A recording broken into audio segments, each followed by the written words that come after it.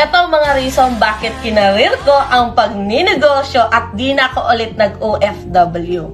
Una, dito na-realize ko na kahit gaano pa ako kasipag sa trabaho ko, never ko itong maipamamana sa magiging pamilya ko.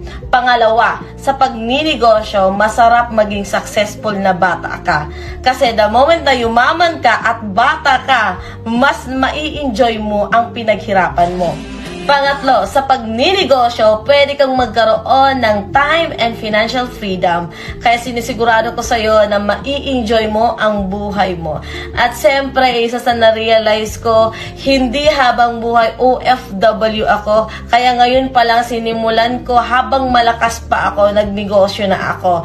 Kaya kung ikaw hindi ka masaya sa resulta mo ngayon, pwede kang maghanap ng negosyo.